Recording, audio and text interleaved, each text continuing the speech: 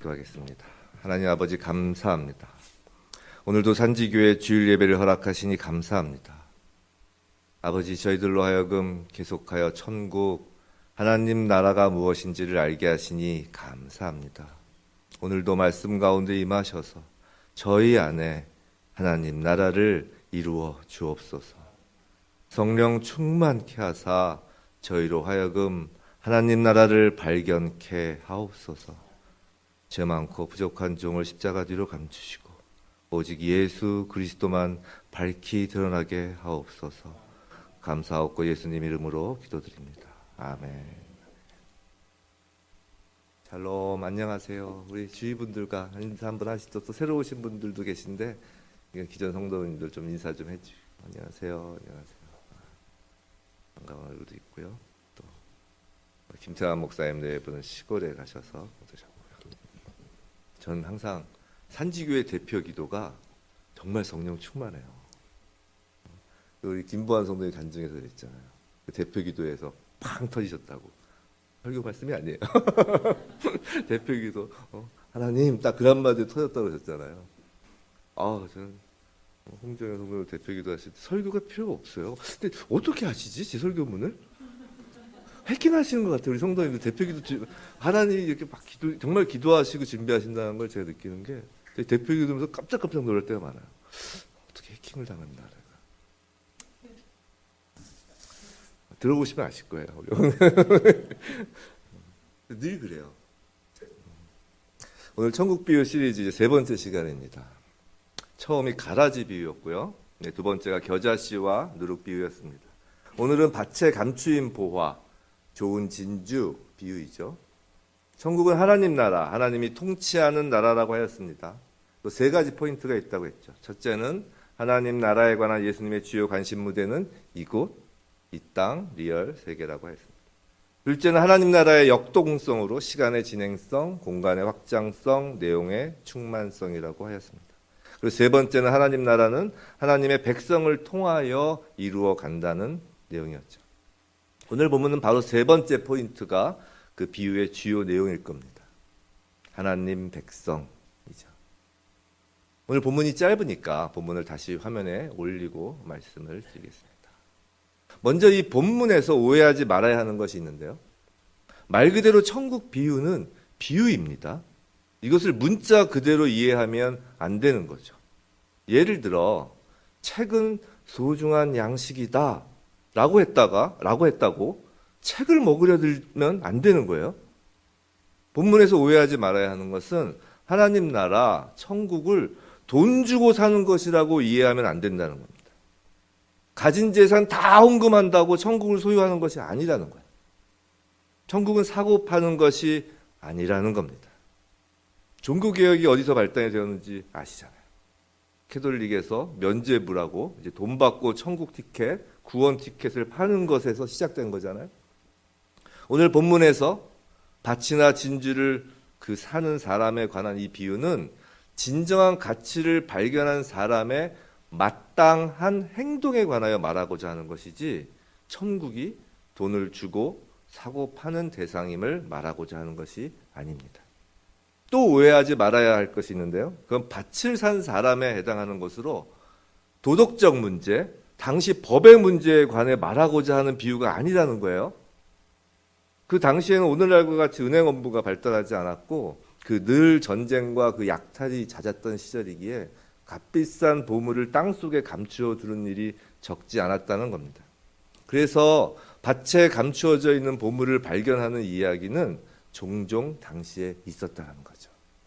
예수님의 천국 비유는 밭에 씨를 뿌리고 또 겨자씨를 심고 또 누룩으로 빵을 만드는 것과 같이 매우 일상적인 삶의 모습 속에서 그 소재를 구하셨죠. 오늘 본문도 그런 삶 속에서 일어날 수 있는 일로 비유하여 천국을 말씀하고자 하시는 거예요. 그런 비유를 가지고 특히 법, 도덕에 밝으신 분들 여기 좀 계시는 것 같은데 점유이탈물 횡령죄라든가 유실물이라든가 도덕적으로 밭의 주인에게 알려야 하는 거 아니냐 이런 생각 가지고 본문을 접하면 여러 오해가 생길 수 있다는 거예요. 그런 오해의 여지를 갖지 마시고 예수님이 오늘 말씀하시는 천국에 대하여 저와 여러분 모두 보화와 진주를 발견하듯이 깨닫게 되길 주님의 이름으로 축원합니다. 오늘 두 가지 비유는 하나님 나라를 설명하는 데 있어서 몇 가지 공통점이 있습니다. 본문에 나오는 동사를 통해 알 수 있죠. 첫째로 발견하였다는 겁니다. 하나님 나라는 우선 발견되는 겁니다. 그 가치를 발견하는 거죠. 성도 여러분, 전 세계에 출판되는 책으로서 부동의 베스트셀러 1위가 무엇인지 아세요? 그건 성경이에요. 성경책은 세상에 넘쳐납니다. 하지만 그 안에 담긴 하나님 말씀, 복음을 발견하는 자는 세계 약 80억 인구 중 제한된 일부이죠. 또 성경을 역사, 지리, 인문, 과학 등 여러 가지 학문적 이유로 연구한다고 하여도 복음의 진리를 발견하는 자는 소수예요. 그 진정한 가치를 발견하는 사람은 발견할 수 있는 눈과 들을 수 있는 귀를 가진 자만이 가능한 거예요. 예전에 말씀드린 적이 있죠. 귀 있는 자는 들을지어다 라는 말씀에서 영의 귀에 관해 말씀드렸습니다. 영적으로 눈이 떠지고 귀가 열려야 천국, 하나님 나라의 진정한 가치를 발견할 수 있는 거예요. 물론 발견의 과정은 사람마다 다를 수 있죠. 누구는 믿음의 부모 아래에서 태어나 습관적으로 교회에 출석하다가 발견하는 사람도 있고, 또 누구는 니고데모처럼 과연 하나님이 계신가, 하나님 나라는 존재하는가, 거듭남이 무엇인가 등 많은 의심과 고민, 진리를 향한 그 탐구 속에서 발견하는 사람도 있습니다. 본문의 밭에 감추인 보화를 발견하는 사람과 좋은 진주를 찾아 구하는 사람이 있는 것처럼 말이에요. 하지만 어떤 경우에도 공통점은 하나님 나라는 발견되는 것이고, 그것을 발견할 영적인 눈을 뜬 사람에게 발견된다는 것입니다. 우린 그런 점에서 흔히 믿음은 나의 노력의 대가로 생기는 것이 아니라 이 또한 은혜로 주어지는 것이에요 라고 고백하는 걸 수도 있어요. 말씀을 깨닫고 예수 그리스도가 누구신지를 알게 하는 것, 이를 위해 예수님께서 성령을 보내시겠다고 약속하셨잖아요. 그렇기에 그 성령을 통하지 않고는 영적인 눈이 열리지 않는 겁니다. 에베소서 1장 17절 18절 말씀 우리 함께 읽을까요? 시작. 우리 주 예수 그리스도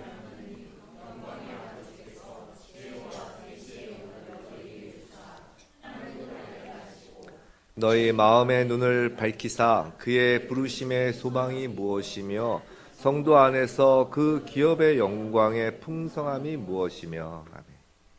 발견은 단순한 우연성을 말하려는 것이 아닙니다. 우리가 모태신앙이든지 아니면 철이 들어 진리를 추구하던 사람이든지 가치를 알아보는 눈이 열린 자에게 발견되는 거죠. 하나님 아버지께서 지혜와 계시의 영, 즉 성령을 주시어 하나님 나라의 왕이신 하나님을 알게 하고, 하나님 나라 백성으로 부르신 그 소망이 무엇인지 알게 하고, 그 나라 하나님 나라의 그 영광 풍성함을 볼 수 있도록 성도의 마음의 눈을 밝히셨기에 발견되는 겁니다. 성도 여러분, 하나님 나라는 사람을 통하여 이루어간다고 하였죠. 그런데 그 사람은 영의 눈이 열린 사람인 거예요. 하나님께서 지혜와 계시의 영을 주신 사람만이 하나님 나라의 가치를 발견할 수 있는 겁니다. 사람들이 하나님을 믿지 않는 까닭은 바로 그 가치를 발견하지 못하였기 때문이에요. 아무리 세상에 성경과 또 하나님 말씀이 넘쳐나도, 아무리 성경을 학문적으로 연구한다고 해도 그 가치를 발견할 눈이 없기 때문이라고요. 하나님을 믿고 싶지 않아서가 아니라 믿어지지 않아서 믿지 못하는 거예요. 하나님 나라의 가치를 발견하면 믿게 되죠. 아니, 정확히 말해서 믿지 않을래야 믿지 않을 수 없는 거예요. 믿지 않을 수 없습니다. 그래서 이 땅에 하나님 나라 임하는 통로 되기를 원하는 하나님 나라 백성들은 언제나 성령을 사모하여야 합니다. 육신의 눈을 뛰어넘는 영의 눈으로 세상을 볼 수 있기 위하여 늘 성령의 도우심을 구하여야 하는 거예요. 안 보이는 것이 보이고 인간적 시각으로는 갖지 못하는 하나님 나라 소망을 품게 되는 거죠. 부디 저와 여러분 모두 언제나 성령 충만하여 하나님 나라의 소망을, 그 가치를 품는 인생 되길 주님의 이름으로 축원합니다. 오늘 본문의 두 가지 비유의 공통점으로 두 번째는, 본문이 다시 올라왔죠? 자기의 모든 소유를 팔아서 사는 것입니다. 다시 말씀드리지만 천국이 돈 주고 사는 것이라는 의미가 아닙니다. 본문 말씀 비유의 의미는 자기의 모든 소유의 소유권을 포기하고 하나님 나라 천국의 소유자가 되었다라는 거예요. 돈의 금액을 흥정하여 사고 파는 것이 아니라 모든 소유인 겁니다. 소유가 적은 자는 적은 대로, 많은 자는 많은 대로 자신의 전부를 하나님 나라와 바꾸는 거예요. 이건 자신의 모든 소유와는 비교도 할 수 없이 값진 그 가치를 발견하였기 때문에 나오는 자연스러운 반응인 거예요. 하나님 나라, 하나님의 통치는 그 외에 어떤 것과도 바꾸어도 아깝지 않다라는 거예요. 그 자연스러운 반응을 사도 바울은 이렇게 고백하죠. 빌립보서 3장 7절로부터 9절, 제가 8절만 읽겠습니다. 또한 그 모든 것을 해로 여김은 내 주 그리스도 예수를 아는 지식이 가장 고상하기 때문이다. 내가 그를 위하여 모든 것을 잃어버리고 배설물로 여김은 그리스도를 얻고. 사도 바울은 본래 율법학자이며 유대 정통주의자였습니다. 그는 천국을 발견하기 전까지는 자신이 가진 율법의 지식, 전통 등을 가장 가치 있는 것으로 여기던 자였죠. 그러나 천국을 발견하고는 그 모든 것이 배설물과 같다는 겁니다. 예수 그리스도 진리 앞에 무가치한 것이라는 거죠. 이건 하나님 나라를 발견한 자의 너무도 자연스러운 반응입니다. 사랑하는 성도 여러분, 우리는 우리의 소유로서 가장 가치 있다고 여기는 것이 무엇인가요? 사람으로는 자녀, 배우자, 부모, 연인, 아니면 요새는 반려견도 가족이라고 하니 그럼 사랑하는 동물, 식물, 광물, 다이아몬드 반지, 아니면 직업, 일 그 자체, 학벌, 재력, 명예, 무엇인가요? 그런데 그 중에서 영원한 것은 무엇인가요? 저와 여러분이 육신의 몸을 벗고 살아계신 예수님과 함께 거할 영원한 나라에 들어갈 때, 쉽게 말해 죽을 때 가져갈 수 있는 것이 무언가요? 없습니다. 단 하나도 없죠. 성도 여러분, 성령을 받은 성도는요, 모든 소유를 팔아 천국을 소유하는 자입니다. 내가 가치 있다고 여기던 모든 것들을 이고지고 천국에 들어가는 사람이 없다는 거예요. 그건 죽어서 가는 천국이나 살아서 이 땅에서 누리는 천국이나 같다는 거예요.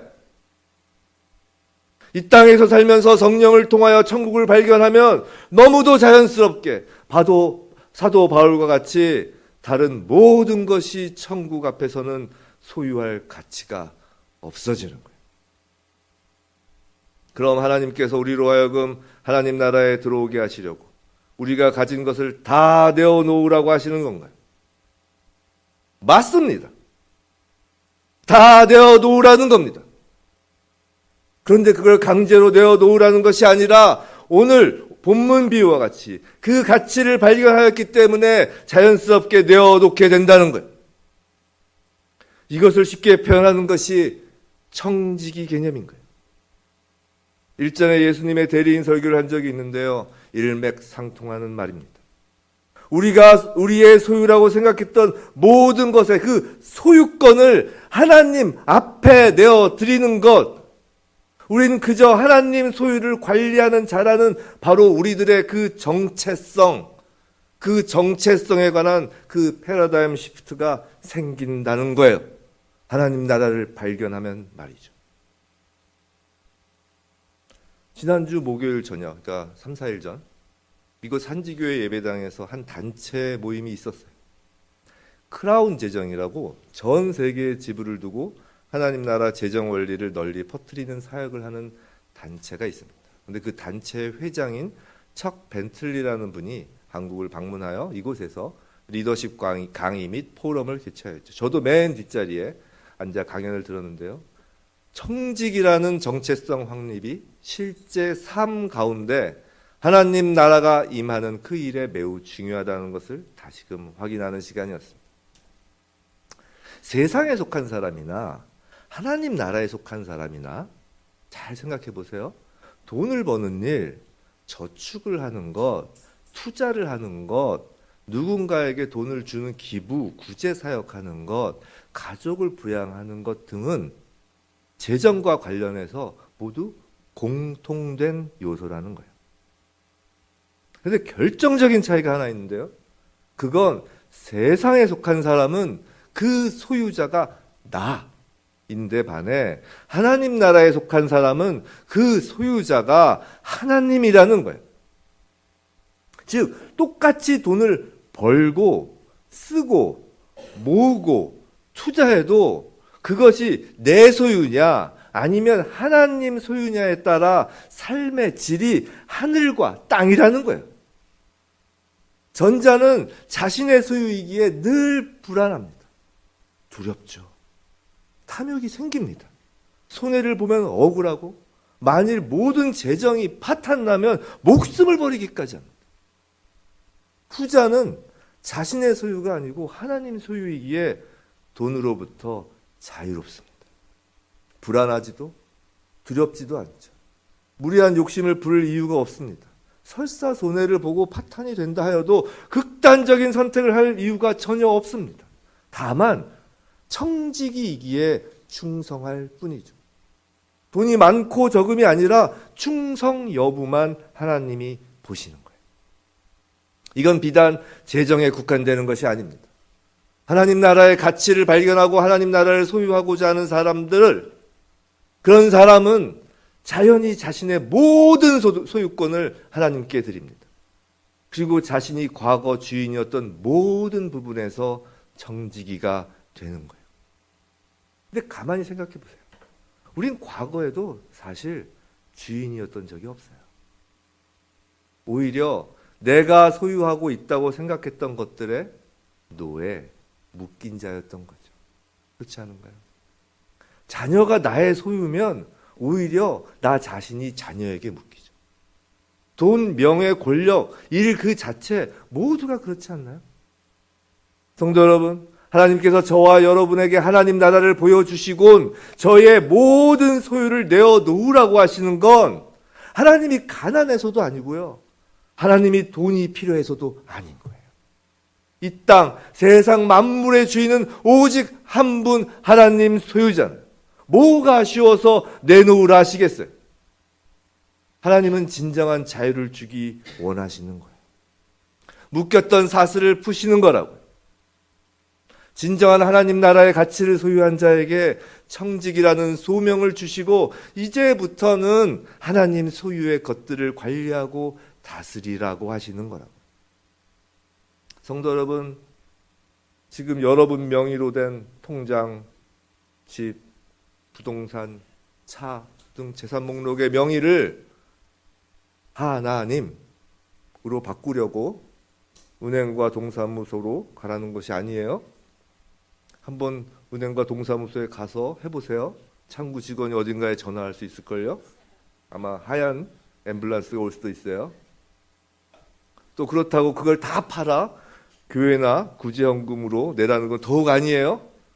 하나님 나라 가게 해달라고 다 팔아서 산지교회 가지고 와보세요. 그걸 받나? 절 시험에 들게 하지 마세요. 그런 건 아니잖아요. 우리 한번 생각해봐요. 하나님 나라를 발견하고 그 가치를 알면 하나님의 통치를 절대적으로 수용하는 거예요. 하나님 나라를 품는 거죠. 그럼 내가 세상에서 속한 모든 영역, 나를 둘러싼 모든 관계, 세상에 내 명의로 되어 있는 모든 재물, 명예라 일컫는 나의 이름, 권력이라 부르는 내가 처한 세상 속의 지위, 그 모든 것이 하나님 소유이고 그렇기에 하나님 뜻에 따라 운영되어야 하는 겁니다. 그렇지 않고는 견딜 수 없는 거예요. 하나님 나라 백성이라면 말이죠. 그래서 물을 수밖에 없는 거예요. 도대체 하나님의 소유된 자녀를 어떻게 키워야 합니까? 도대체 하나님의 소유된 배우자와 어떻게 서로 사랑하고 존경해야 합니까? 하나님 소유된 돈을 어떻게 관리해야 합니까? 하나님의 소유된 직업, 직장에서 하나님께서 원하시는 것이 무엇이십니까? 교회에서 어떻게 신앙 공동체를 이루어 가야 합니까? 국가의 운영과 법 질서가 하나님 뜻에 따라 어떻게 이루어져야 하는 겁니까? 그 모든 것을 소유자 되시는 하나님께 물어봐야 되는 거라고요. 기도해야 되는 겁니다. 말로는 하나님 나라 백성이다. 나의 가진 건 모두가 하나님 소유이고 나는 청지기이다라고 아무리 입으로 말만 해도 구체적으로 자신의 삶 구석구석을 하나님께 묻고 기도하지 않는다면 아직 하나님 나라가 뭔지, 하나님 나라를 발견하지 않은 것일 수 있어요. 여전히 자기가 주인인 거죠. 발견하였다면 소유권이 바뀝니다. 소유권이 바뀌었다면 주인에게 물어보아야 하나님 나라 백성인 거예요. 성도 여러분, 하나님 나라는 사람을 통하여 임한다고 하니 우리가 그 말 속에 가슴이 저리오고 무언가 교회에 엄청난 헌금을 하고 직장 다 때려치고 봉사 구제하며 종국에는 다 버리고 외국이나 상간오지로 선교사로 가야 되는 거 아닌가? 물론 그런 부름을 받으시는 분들도 있죠. 그러나 기본은 정직인 거예요. 소유권이 바뀌는 겁니다. 여러분이 서 있는 곳, 그곳이 바로 하나님 나라예요. 여러분이 서 있는 곳에서 하나님의 뜻을 먼저 구하고 말씀에 비추어 하나님께서 원하시는 나라로 되기를 간절히 기도로 구하고 행함으로 순종하는 바로 그곳, 지금 여러분이 계신 그곳이 하나님 나라인 거예요. 부디 저와 여러분의 모든 소유가 하나님 소유로 되돌려지기를 축원합니다. 그때 참된 자유로 저와 여러분은 하나님이 주시는 샬롬, 평강이 임하는 것이고 세상이 알 수 없는 기쁨이 늘 함께 하는 거예요. 그래서 세 번째는 기쁨입니다. 하나님 나라를 발견하면 그 기쁨은 이루 말할 수 없죠. 이건 그저 좋은 물건을 발견하였을 때의 기쁨과는 차원이 다릅니다. 가장 최고의 가치를 만나고 소유하였기에 갖는 기쁨이에요. 그럼 도대체 가장 최고의 가치라는 것이 무엇일까요? 최고의 가치, 지극히 존귀함, 그건 바로 하나님 한 분입니다. 하나님 나라는 하나님이 통치하는 나라라고 하였죠. 하나님 나라를 발견하였다는 건 그 나라의 통치자, 지극히 존귀하시고 만유의 주제자이시고 창조주이신 오직 한 분, 바로 그 하나님을 발견하였다는 거예요. 만났다는 거라고요. 하나님을 만나고 하나님과 대화하고 하나님과 함께 걷고 늘 함께 하는 것, 그거라고요. 성도 여러분, 일전에 짜파게티 제가 이야기한 적 있죠. 하나님의 신실하심을 맛보기를 원합니다. 하나님과 함께함, 그건요 기쁨이에요. 놀라운 기쁨, 감격 그 자체입니다. 생각해 보세요. 우리가 우주가 만들어지는 것을 보았나요? 여기 우주 만드는 거 보시는 분. 우리가 이 머리털 하나 만들어지는 거 보았나요? 그런데 그 우주를 창조하신 그 위대하신 하나님, 우리의 머리털 숱까지 세시는 그토록 세심하게 우리를 사랑하시는 그 하나님, 그분과 지금 함께 있는 거라고요. 이건 인간의 이성과 지성, 감성으로는 표현할 수 없는 기쁨이에요. 왜 인간의 방법으로 표현조차 못할 정도인지 아세요? 그건 그 기쁨이 바로 하나님의 기쁨이기 때문이에요. 마태복음 22장 2절, 천국은 마치 자기 아들 위하여 혼인잔치를 베푼 어떤 이것 같아요. 성경에서 천국은 자주 혼인잔치에 비유되곤 합니다. 하나님과 그의 백성을 부부관계에 비유한다고 했죠. 그런 혼인잔치의 기쁨, 신부를 맞는 신랑의 기쁨, 신랑을 맞는 신부의 기쁨이 넘치는 곳이라고요. 하나님께서 저와 여러분을 보시고 그렇게 기뻐하신다고요. 사랑도 관계로 이어지는 거잖아요. 근데 기쁨도 관계로 이어져요.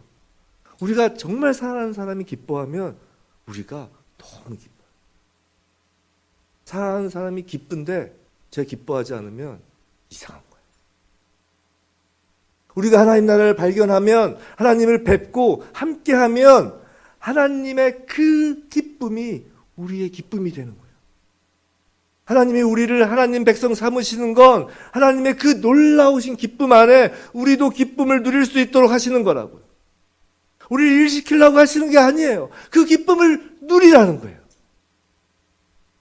성도 여러분, 하나님께서 저희를 보시는 그 하나님의 기쁨은 우리가 머리로 헤아릴 수 없습니다. 하나님께서 천지창조를 모두 마치시고 뭐라고 하세요? 심히 좋았다고 하시죠. 얼마나 좋으셨으면 거기에 그 성경을 박아 넣으셨겠어요. 가슴 벅차게 그 사랑의 기쁨을 표현하시는 거예요. 하나님이 노예로 묶여있던 이스라엘 백성을 출애굽하시고 시내산에서 돌판에 십계명을 손수 새기시죠. 그 십계명의 첫 번째 계명이 뭔가요? 너는 나 외에는 다른 신들을 내게 두지 마라. 그런데요, 이건 히브리어 원어 성경이나 영어 성경이 제대로 그 의미를 전달해요. 영어로는 양해해 주세요. 제 영어 발음은 You shall have no other gods before me예요. 히브리어로 알 파나야, 알은 앞, 곁이라는 뜻이고 파나야는 얼굴이라는 뜻인데요. 내 앞에, 정확히는 내 얼굴 앞에 다른 신을 두지 말라는 거예요. 섬기지 말라는 정도가 아니라 내 얼굴과 너희 얼굴 그 사이에 다른 것을 두지 말라는 거예요. 지금 하나님은 하나님의 백성에게 말씀하시는 거예요. 얘들아, 난 너희를 보고 싶다. 내 얼굴을 너희 얼굴에 가까이 대고 너를 보고 싶단다. 그러니 다른 것으로 내 얼굴을 가리지 마렴. 난 너무나 내가 보고 싶은데 그것이 나의 무엇과도 바꿀 수 없는 기쁨인데 그만큼 내가 너를 사랑하는데 너의 얼굴을 보여주렴. 하루 종일 하나님은 저희의 얼굴을 보고 싶으신 거예요. 얼굴 앞에 저희를 두고 싶어 하시는 거라고. 그것이 하나님의 기쁨 되시는 거라고. 그런 하나님께서 유다가 멸망할 때 한 선지자 예레미야를 불러서 그 하나님의 마음을 전하기를 원하셨어요. 예레미야 2장 1절 2절 여호와의 말씀이 내게 임하니라 이르시되 가서 예루살렘의 귀에 외칠지니라. 여호와께서 이와 같이 말씀하시기를 내가 너를 위하여 내 청년의 때 인애와 내 신혼 때의 사랑을 기억하노니 곧 씨 뿌리지 못하는 땅 그 광야에서 나를 따랐습니다. 예레미야야 가서 내 백성들에게 말 좀 전해주렴. 내가 너를 위하여 내 그 청년 때 그 인애 그 사랑 내 신혼 때 그 사랑을 기억한다고. 그 광야에서 나를 따르던 때 애굽에서 나와 늘 동행하던 그때가 너무 좋았다고. 난 그걸 기억한다.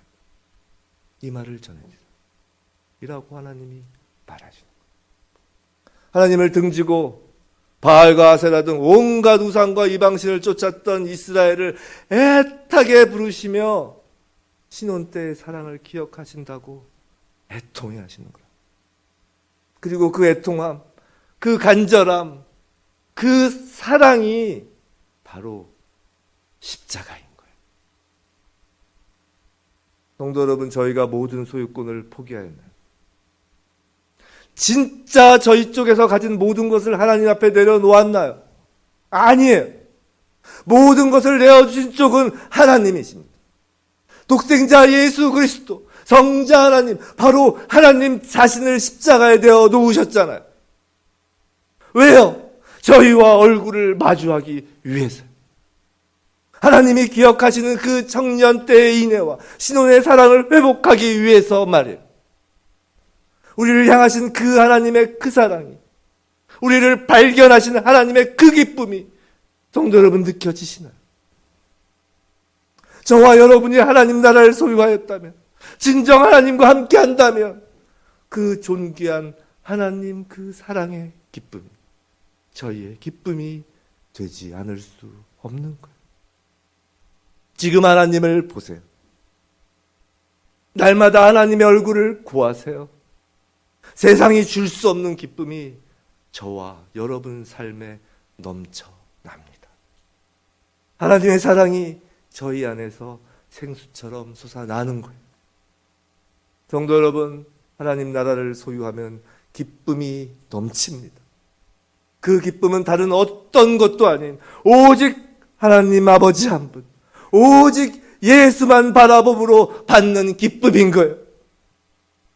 부디 저와 여러분 모두 오직 예수 한 분만으로 한평생 또 날마다 기쁨 넘치는 천국을 소유하는 인생 되길 주님의 이름으로 간절히 축원합니다. 말씀을 마치며 우리 시작할 때 불렀던 창조의 아버지, 그 찬양을 같이 하고 동찬식을 했습니다.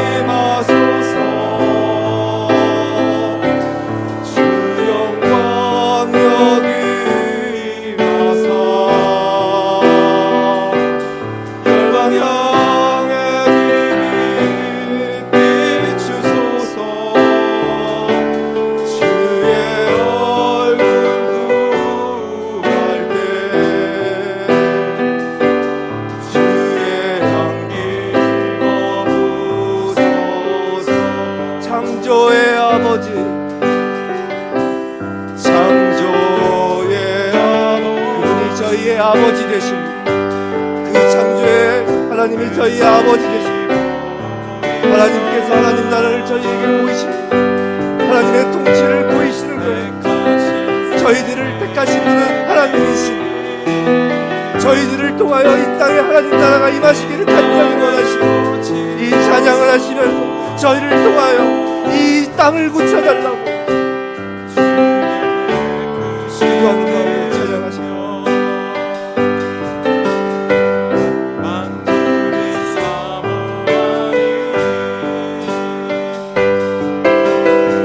성령의 기름 부어주사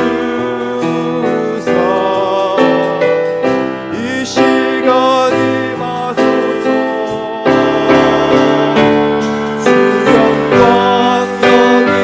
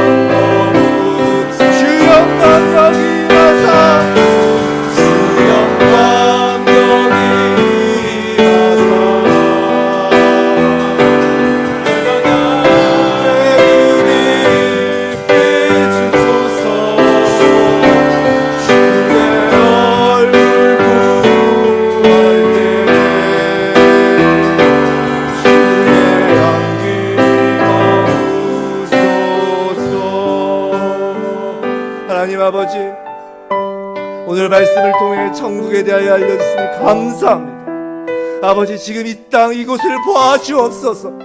아버지의 백성들이 여기 있습니다. 아버지, 저희가 하나님 나라를 저희의 모든 삶 가운데서 발견하길 원합니다. 성령으로 도우사 저희의 이 영의 눈을 밝혀 주옵소서.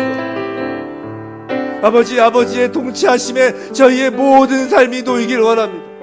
저희 개인의 지정의 모든 인격이 아버지의 뜻에 따르길 원합니다. 저희의 가정이, 직장이, 교회가, 이 나라가 온전히 아버지의 말씀과 아버지의 선하심 가운데 놓이길 원합니다. 저희의 모든 소유가 아버지의 소유되기를 원합니다. 아버지, 그 일을 위하여 매일 매 순간 저희가 아버지 얼굴 앞에 나와 아버지 뵙기를 원합니다. 성령으로 도와주옵소서. 마땅히 기도할 바를 저희로 하여금 알게 하옵소서.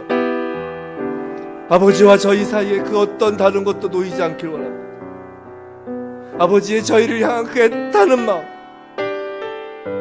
저희를 위하여 독생자 예수를 십자가에 내어 놓으시는 그 사랑을, 저희로 하여금 돌아오라는 그 음성을, 아버지의 그 사랑의 음성을 매일 저희의 가슴에 품기를 원합니다. 아버지, 사랑의 그 기쁨이 저희 삶에 풍성히 넘쳐나기를 원합니다. 아버지, 지금 이곳에 성령으로 임재하셔서 저희에게 하나님 나라 아버지의 통치하심, 아버지의 사랑, 아버지의 기쁨을 저희 마음밭에 심어 주옵소서. 감사하고 예수 그리스도 이름으로 기도드립니다.